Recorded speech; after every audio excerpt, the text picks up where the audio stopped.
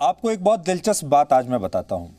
आप सब जानते हैं डीएनए रात के 9 बजे शुरू होता है और ये जो जानकारी थी कि हमारे देश के 20 जवान शहीद हुए हैं और चीन के भी लगभग 40 जवान वहां पर मारे गए हैं, ये खबर हमें लगभग 8:56 पर मिली थी।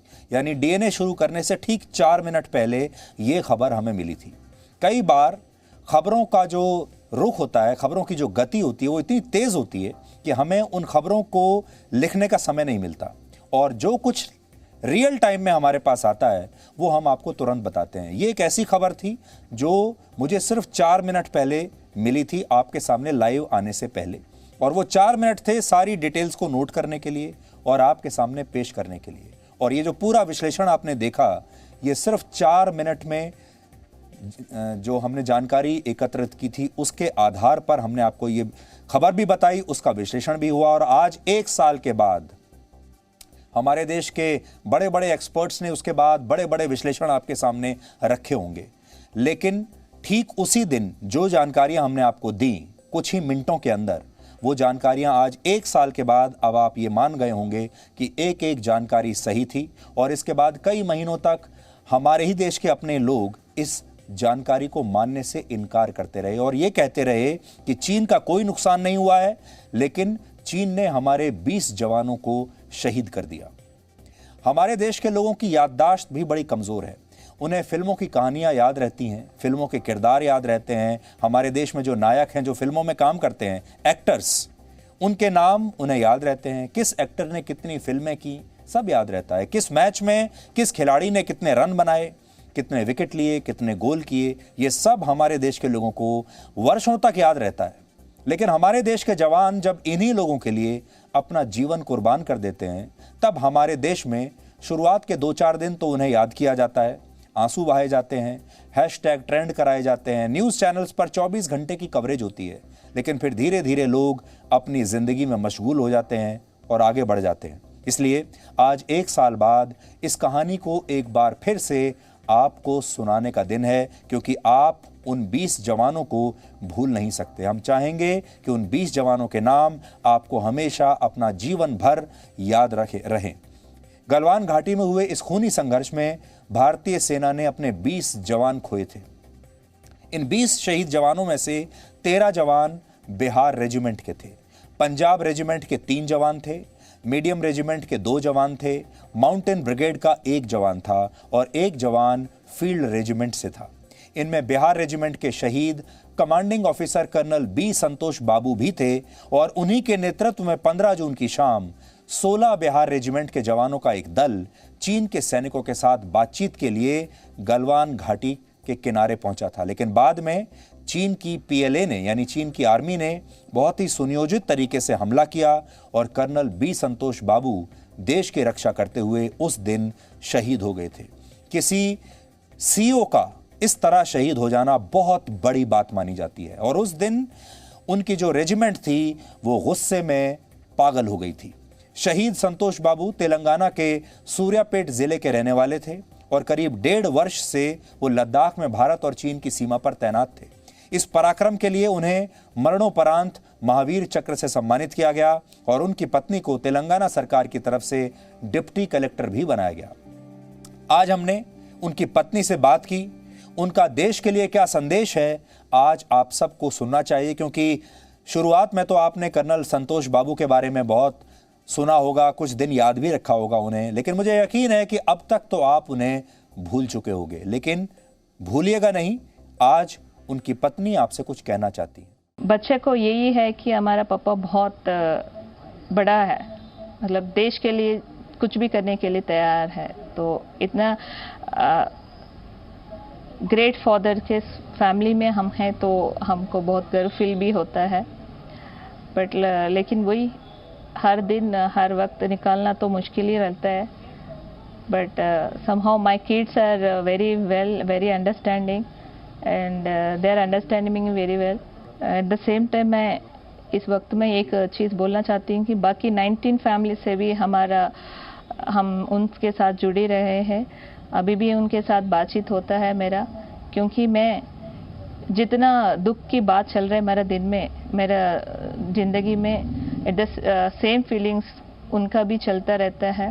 चाइना वालों को समझ में आया कि अपना इंडिया वालों ऐसे आसान वाले बात नहीं है, उन्हें बहुत पावर है, उनके आर्मी में भी बहुत पावर है। तो they didn't know think about their lifes, they are for nation करके उन्होंने दिखाया है। देश के लिए हम हैं करके अपना आर्मी ने दिखा रहा है। तो हमेशा तैयार है अपना आर्मी ने वहाँ रिस्पॉन्ड होने के लिए, उसको बहुत अच्छे से जवाब देने के लिए। शहीद कर्नल संतोष बाबू की पत्नी आपने देखा कितनी बहादुर हैं और कितनी बहादुरी के साथ उन्होंने इतने बुरे दिनों का सामना किया। सबसे बड़ी बात यह है कि वो सिर्फ अपने परिवार का शोक नहीं मना रही, बल्कि उनके पति के साथ जो 19 जवान और शहीद हुए थे उनके परिवारों के बारे में भी सोच रही हैं और उनके 19 परिवारों के बारे में आपको भी याद दिला रही हैं कि आप उन्हें भी भूलिएगा मत। इसलिए आज आपसे कह रहे हैं कि जो 20 जवान हैं जिनकी तस्वीरें आपकी स्क्रीन पर चल रही हैं, इन्हें श्रद्धांजलि तो दीजिए ही, लेकिन इन्हें भूलिएगा नहीं। और इनसे भी बड़ी कुर्बानी अब इनके परिवार इस देश के लिए दे रहे हैं, इसलिए इनके परिवारों को भी आज हम आप सब की तरफ से सलाम करते हैं और उनका एहसान मानते हैं कि आप सब लोग, हम सब लोग अपने परिवारों के साथ खुशियां मना सकें, अपने परिवारों के साथ समय बिता सकें, हम सब लोग यहाँ पार्टी कर सकें, फिल्में देख सकें, मनोरंजन कर सकें। इसके लिए इन 20 बहादुर जवानों ने अपना जीवन त्याग दिया। इसलिए आज ये समझने का दिन है कि 15 जून की शाम गलवान घाटी में आखिर क्या हुआ था। यह सीमा विवाद गलवान घाटी के पेट्रोलिंग पॉइंट 14 पर शुरू हुआ था, जहां चीन ने अप्रैल 2020 से अपने जवानों को तैनात करना शुरू कर दिया था और चीन ने उस समय LAC के पास अपने तंबू भी लगा लिए थे, टेंट्स गाड़ लिए थे, क्योंकि इस जगह तक भारतीय सेना पेट्रोलिंग किया करती थी। इसलिए उसने चीन की सेना को पीछे जाने के लिए कहा और बातचीत के कई राउंड्स के बाद 6 जून 2020 को यह तय हुआ कि चीन के सैनिक लद्दाख की गलवान घाटी से अपने इलाके में वापस चले जाएंगे। लेकिन जब 15 जून तक चीन के सैनिक पीछे नहीं हटे तो 16 बिहार रेजिमेंट की एक निहत्थी पेट्रोलिंग पार्टी ने, निहत्थी इसलिए थी क्योंकि इस इलाके में हथियारों का रखना वर्जित है। इसमें जो पेट्रोलिंग पार्टी जाती हैं दोनों ही तरफ से, चीन और भारत की तरफ से, वो हथियार अपने साथ नहीं लेकर जा सकते। इसीलिए जब भी कोई झड़प होती है वो हाथापाई होती है और हथियारों के अलावा जो बाकी की चीजें होती हैं उनका इस्तेमाल किया जाता है जब भी इस तरह की कोई हिंसक झड़प होती है। हमारी पेट्रोलिंग पार्टी ने चीन के साथ बातचीत शुरू की, जिसका नेतृत्व कर रहे थे कर्नल संतोष बाबू। इसमें जब चीन ने स्पष्ट कर दिया कि वो गलवान घाटी से पीछे नहीं हटेगा तो सैनिकों के बीच तनाव बढ़ गया और फिर झड़प हुई। इस दौरान भारतीय सेना के कई जवान गलवान नदी में गिर गए क्योंकि पीछे नदी थी और चीन के सैनिकों ने अचानक झड़प शुरू कर दी और हमारे कई जवान जो पीछे एक छोटी सी नदी जा रही थी ठंडे पानी की, उस समय वो उस नदी में बहुत ऊंची हाइट से, बहुत ऊंचाई से इस नदी में हमारे जवान गिर गए और कई जवान गिरने की वजह से भी मारे गए। असल में ये एक ऐसा इलाका है जहां बहुत तीखी चोटियों और सीधी ढलान वाले पहाड़ हैं, यानी यहां पर संतुलन बनाकर ठीक से खड़े रहना बहुत कठिन होता है। अब सोचिए अगर इन पहाड़ियों पर कोई हिंसक झड़प हो जाए तो फिर क्या होगा। सीधे आप या तो खाई में गिरेंगे या फिर बहुत ऊंचाई से सीधे नदी में गिरेंगे और नीचे पत्थर हैं। 15 जून को भी यही हुआ। हमारे पास एक वीडियो है जिससे आप इस बात को समझ पाएंगे। इस वीडियो में आप देख सकते हैं नदी की तेज धारा के बीच हमारे कई जवान चीन के सैनिकों को रोकने की कोशिश कर रहे हैं और अपना पराक्रम दिखा रहे हैं, अपने पराक्रम से देश की रक्षा कर रहे हैं। इस तरह की खतरनाक हिंसक झड़प दोनों देशों के बीच 45 साल के बाद हुई थी। इससे पहले वर्ष 1975 में अरुणाचल प्रदेश के तुलुंग ला में इस तरह का एक खूनी संघर्ष दोनों सेनाओं के बीच हुआ था। यहाँ एक महत्वपूर्ण बात यह है कि हमने इस घटना के कुछ घंटों के बाद ही आपको यह बता दिया था कि चीन की सेना ने यह हमला बहुत सुनियोजित तरीके से किया है और ये ही बात बाद में साबित हुई। कई रिपोर्ट्स में यह बात सामने आ चुकी है कि हिंसक झड़प वाले दिन चीन के सैनिकों ने पत्थरों का इस्तेमाल किया। वो अपने साथ कंटीली तार वाले डंडे और कीलों वाली रॉड्स लेकर आए थे, जिससे उन्होंने हमारे निहत्थे जवानों पर हमला किया। वर्ष 1996 में भारत और चीन के बीच एक समझौता हुआ था, जिसके तहत दोनों देशों की सेना LAC के 2 किलोमीटर के दायरे में ना तो गोली चला सकती हैं, ना कोई बम धमाका कर सकती हैं, ना कोई हथियार का इस्तेमाल कर सकती हैं। और यही वजह है कि इस तरह की घटनाओं में सेनाओं के बीच हाथापाई और झड़पें होती हैं। लेकिन उस दिन चीन ने बड़े सुनियोजित तरीके से हमारे जवानों पर कंटीली तार वाले डंडे और कील वाली रॉड से हमला किया। हालांकि भारतीय सेना के पराक्रम ने चीन को कभी कामयाब नहीं होने दिया। आज आपको यह भी समझना होगा कि गलवान घाटी की इस हिंसक झड़प के बाद भारत ने चीन को कैसे, शायद अपने इतिहास में पहली बार एक नहीं बल्कि 4 मोर्चों पर घेरा। कैसे भारत ने पहली बार चीन को लेकर अपनी रणनीति में इतना बड़ा बदलाव किया, क्योंकि आपको याद होगा इससे पहले जब भी चीन हमारी जमीन पर कब्जा करता था, भारत की सरकार में कभी इतनी हिम्मत नहीं होती थी कि वो चीन से मुकाबला करे या सार्वजनिक रूप से इस बात को स्वीकार करे कि चीन अंदर घुस आया है। पहली बार ऐसा हुआ है कि भारत चुप नहीं बैठा और भारत सीना तान कर खड़ा रहा।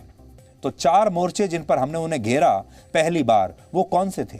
इनमें पहला है, चीन की बड़ी बड़ी कंपनियों पर आर्थिक पाबंदियां लगाई। भारत सरकार ने इस हिंसक झड़प के 2 हफ्ते बाद ही 29 जून 2020 को चीन के 59 मोबाइल ऐप्स पर प्रतिबंध लगा दिया था, जिनमें टिकटॉक और बहुत सारे लोकप्रिय ऐप्स शामिल थे जिनको भारत के लोग इस्तेमाल कर रहे थे। फिर कई महीनों तक ये कार्रवाई जारी रही।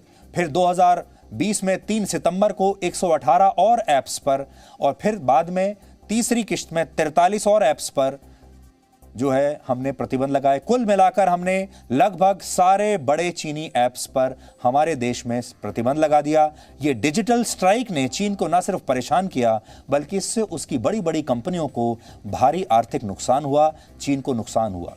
उदाहरण के लिए खुद टिकटॉक ने यह बताया कि इस कार्रवाई से उसे $6 बिलियन यानी 45,000 करोड़ रुपए का नुकसान होने वाला है। दूसरा मोर्चा था चीन के खिलाफ डिप्लोमेटिक मोबिलाइजेशन यानी कूटनीतिक लामबंदी का। इसके तहत भारत ने दुनिया के बड़े बड़े लोकतांत्रिक देशों के साथ सहयोग को बढ़ाया, अपने रिश्तों को मजबूत किया, दुनिया के बड़े बड़े देशों को चीन की सच्चाई के बारे में बताया। और सबसे बड़ी बात, जो क्वाड है, क्वाड यानी क्वाड्रिलेटरल सिक्योरिटी डायलॉग, इसमें सबसे प्रमुख है।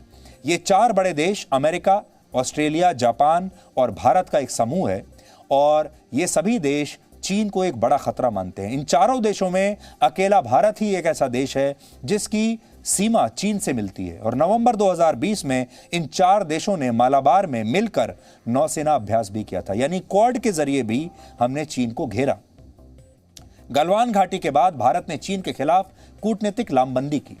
29 अगस्त 2020 की रात को पेंगोंग लेक के दक्षिणी छोर पर कैलाश हाइट्स पर अपनी जगह को सुरक्षित करके भारतीय सेना ने चीन को एक और बड़ा झटका दिया। इसे भारत के साथ जारी तनाव के बीच टर्निंग पॉइंट माना गया, क्योंकि हमने चीन को हैरान कर दिया था जब इन पहाड़ों की चोटियों पर अचानक से हमारी सेना ने कब्जा कर लिया और यहां से हमारी सेना सीधे चीन को देख सकती थी, उनकी पूरी मूवमेंट पर नजर रख सकती थी। बड़ी बात यह है कि पेंगोंग में चीन ने फिंगर 4 पर आकर जो बढ़त बनाई थी वो इससे बराबर हो गई, यानी ये तीसरा मोर्चा था जिस पर भारत ने चीन को बुरी तरह से घेर लिया। चौथा मोर्चा है बातचीत का। तनाव के बावजूद नई दिल्ली का संपर्क चीन की राजधानी बीजिंग से टूटा नहीं और विदेश मंत्री एस जयशंकर ने चीन से बातचीत जारी रखी, बातचीत तोड़ी नहीं। सेना ने भी कमांडिंग स्तर की बातचीत को जारी रखा और डिप्लोमेट्स के बीच भी बातचीत जारी रही, मेजर जनरल लेवल की बातचीत चलती रही और इस तरह भारत गलवान घाटी के बाद चीन पर लगातार दबाव बनाता चला गया। आज हमने इस पूरे विषय को लेकर आपके लिए एक रिपोर्ट तैयार की है जो आज आपको देखनी चाहिए। गलवान को लेकर, भारत और चीन के संबंधों को लेकर इस रिपोर्ट के बाद आपकी जानकारी बढ़ेगी।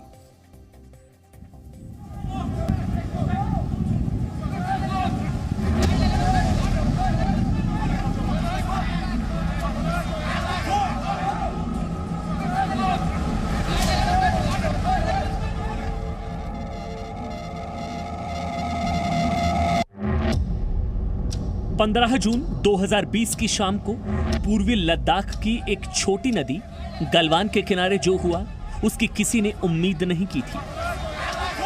इस घटना के बाद भारत और चीन की सीमा यानी कि LAC पर बहुत कुछ बदल गया। देर शाम शुरू हुई झड़प में भारतीय सेना के 20 सैनिक शहीद हो गए थे।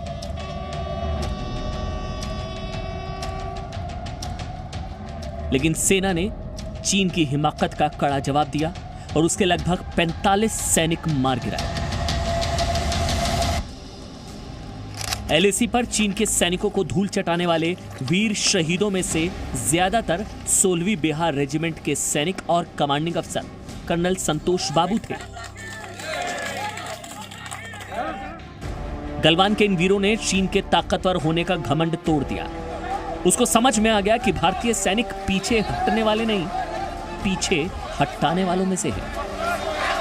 भारतीय जमीन पर बने चीन के अवैध कैंप को हटाने के लिए भारतीय सेना के जवान वहां पहुंचे थे। बातचीत के बाद गहमा गहमी बढ़ी तो चीन के एक सैनिक ने शहीद कर्नल संतोष बाबू को धक्का दे दिया। उसके बाद दोनों ओर सैनिकों में हिंसक झड़प शुरू हो गई। चीन के सैनिक पहले से ही कीलो वाली रॉड के साथ तैनात थे। उन्होंने भारतीय सैनिकों पर इससे हमला किया था, लेकिन भारतीय सैनिकों ने भी इसका माकूल जवाब दिया। ये झड़प लगभग 5 घंटे तक चली। हालांकि इस बीच भारतीय सैनिकों ने चीन के टेंट तबाह कर दिए थे। चीन के सैनिकों को भागने पर मजबूर कर दिया। भारतीय सेना की घातक प्लाटून ने, जिन्होंने चीन के सैनिकों को बुरी तरह से मारा। इस हिंसक झड़प में 10 भारतीय सैनिक चीन के इलाके में और चीन के कर्नल भारत के इलाके में आ गए थे। 2 दिन बाद मेजर जनरल स्तर की बातचीत के बाद दोनों देशों ने जवानों को छोड़ा। इस घटना ने चीन के इरादों को साफ कर दिया था, इसलिए भारत ने इस घटना के बाद सख्ती से चीन की हिमाकत का जवाब दिया।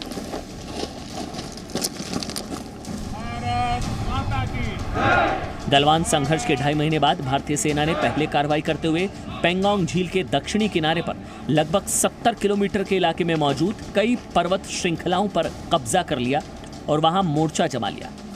इनमें रेजांगला, रेचिनला, मुखबरी जैसी चोटियां भी थी जो रणनीतिक रूप से बेहद महत्वपूर्ण थी। इसके बाद सितंबर से पहले हफ्ते में ही भारतीय सेना की स्पेशल फोर्सेस ने पेंगोंग झील के उत्तरी किनारे पर फिंगर 4 और 5 के चारों तरफ की ऊंची चोटियों पर कब्जा जमा लिया था। पूर्वी लद्दाख में सर्दियों में जहां तापमान -50 डिग्री तक गिरता है, वहां पर भारतीय सैनिक पूरी सर्दियां विशेष टेंट्स के सहारे LAC पर डटे रहे। सेना के युद्धक टैंक 15,000 फीट की ऊंचाई पर तैनात रहे। चीनी तैनाती के जवाब में 50,000 भारतीय सैनिक LAC पर तैनात हैं। पिछले 1 साल में LAC पर सैनिकों और साजो सामान दोनों में जबरदस्त बढ़ोतरी हुई है। पूर्वी लद्दाख में होवित्जर तोपें M777 तैनात की गई है। इसके अलावा सेल्फ प्रोपेल्ड होवित्जर के 9 वज्र को भी इसी साल फरवरी में लद्दाख में तैनात किया गया। सेना ने हेलीकॉप्टर अपाचे को भी लद्दाख में मोर्चे पर तैनात किया हुआ है। दरअसल चीन को इस बात से परेशानी है कि भारत अपनी सीमाओं पर इंफ्रास्ट्रक्चर मजबूत कर रहा है। यही वजह है कि भारतीय सीमा में आकर इस तरह घुसपैठ करने की उसने कोशिश की थी। पूर्वी लद्दाख में लगातार सड़क निर्माण का काम जारी है, जिसमें रणनीतिक रूप से महत्वपूर्ण दौलत बेग ओल्डी तक जाने वाली सड़क भी शामिल है। ये सड़क चीन की परेशानी की सबसे बड़ी वजह है। दिल्ली से कृष्ण मोहन मिश्रा, जी मीडिया। लेकिन एक कड़वी सच्चाई यह भी है कि चीन बहुत शक्तिशाली देश है। चीन के पास बहुत पैसा है, चीन के पास बहुत आधुनिक हथियार हैं। इसलिए सिर्फ देशभक्ति की भावना से या जोश के जरिए ही चीन को हराया नहीं जा सकता। उसके लिए बहुत सॉलिड रणनीति की जरूरत पड़ेगी। चीन को रोकने के लिए अभी भारत को बहुत मेहनत करनी पड़ेगी, क्योंकि चीन बहुत बड़ा है और बहुत शक्तिशाली है। आज हम आपको ऐसे 2 विकल्पों के बारे में बताते हैं जो भारत को करना चाहिए। यानी भारत अब करे क्या, क्योंकि भारत अभी अकेले अपने दम पर चीन का सामना नहीं कर सकता, चीन जैसे विशाल देश का।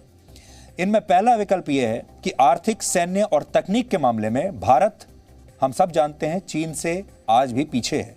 ये कड़वी सच्चाई है। ऐसे में संतुलन को बनाए रखने के लिए यह बहुत जरूरी है कि भारत चीन की घेराबंदी के लिए कुछ और देशों की मदद ले, कुछ ऐसे देशों को अपने साथ लाए जो चीन को खतरा मानते हैं और जिनका चीन के साथ विवाद है। इनमें America, Britain, France, Australia, Japan और जर्मनी प्रमुख हो सकते हैं। इसका मतलब यह है कि दुश्मन का दुश्मन भी अपना दोस्त होता है। भारत को इस रणनीति पर काम करना चाहिए। देखना चाहिए कि दुनिया भर में चीन के दुश्मन कौन कौन हैं और उन्हें अपना दोस्त बना लेना चाहिए। दूसरा विकल्प है चीन के पड़ोसी देशों के साथ भारत को अपने रिश्तों को मजबूत करना चाहिए। भारत चीन के पड़ोसी देश रशिया और वियतनाम के साथ सहयोग और बढ़ा सकता है। वियतनाम का तो चीन से पहले ही सीमा विवाद रहा है और ऐसे में इस विषय को लेकर दोनों देश एक कॉमन एजेंडा तैयार कर सकते हैं। जापान भी चीन का पड़ोसी देश और जापान चीन की नीतियों के खिलाफ है और जापान भी इस पूरी मुहिम में, जो जापान क्वाड का भी हिस्सा है, इसलिए जापान की मदद भी ली जा सकती है। और साथ ही हमारे जो पड़ोसी देश हैं जैसे पाकिस्तान, जैसे म्यांमार, जैसे नेपाल, जैसे बांग्लादेश, जैसे श्रीलंका, इन सब देशों से भी भारत को बात करनी होगी क्योंकि ये सारे वो देश हैं जिन पर चीन का प्रभाव धीरे धीरे बढ़ रहा है। चीन के पास पैसा बहुत है और चीन इन देशों को लगातार या तो लोन देता है या इन देशों को दूसरी तरह की मदद देता है, हथियार सप्लाई करता है। इसलिए चीन का प्रभाव इन देशों से कम करने के लिए भारत को इन देशों के साथ भी एक स्पेशल रिश्ता बनाना होगा। आपको याद होगा पिछले साल जब गलवान घाटी में हिंसक झड़प हुई थी, तब जवानों का हौसला बढ़ाने के लिए भारत के प्रधानमंत्री नरेंद्र मोदी खुद 3 जुलाई को लद्दाख पहुंचे थे। लेकिन यहां दो देशों के दो बड़े नेताओं का फर्क देखिए। प्रधानमंत्री मोदी फ्रंट से लीड कर रहे हैं। वो खुद गलवान के जवानों से मिलने के लिए गए, उनका हालचाल पूछा, पूरी कहानी उनसे जानी और खुद चलकर वहां पर गए। लेकिन चीन के राष्ट्रपति शी जिनपिंग कभी भी अपने जवानों से मिलने के लिए यहां नहीं आए और इसी बात से आप समझ सकते हैं कि अपनी सेना के प्रति दोनों देशों के जो नेता हैं, प्रधानमंत्री हैं, वो कितने समर्पित हैं। चीन पहले बिना किसी डर के हमारी सीमा में घुस आया करता था और तब चीन से लड़ने का दम भारत की सरकारों में नहीं था। आपको याद होगा इस दौरान, यानी जब से हम आजाद हुए हैं तब से लेकर अब तक चीन ने हमारी लगभग 38,000 वर्ग किलोमीटर जमीन हड़प ली है। लेकिन यह पहली बार है जब भारत सीना तान कर चीन के सामने खड़ा हो गया। आज भारत ने चीन के सामने झुकने की बजाय सीना तान कर खड़े रहने की हिम्मत पहली बार दिखाई है। इससे पहले चीन आता था, हर बार हजारों किलोमीटर के क्षेत्र को अपने कब्जे में ले लेता था और भारत की जो अलग अलग सरकारें थी उस जमाने में वो कभी भी सार्वजनिक तौर पर इस बात को बताती ही नहीं थी क्योंकि उनके अंदर चीन से लड़ने की क्षमता नहीं थी। और हमने धीरे धीरे धीरे इतने सालों में 38,000 वर्ग किलोमीटर की जमीन चीन को हड़प लेने दी और भारत ने एक बार भी चूं तक नहीं की। इस बार ये पहली बार है और चीन इसी बात को लेकर हैरान रह गया। इसलिए आज का दिन बहुत महत्वपूर्ण है।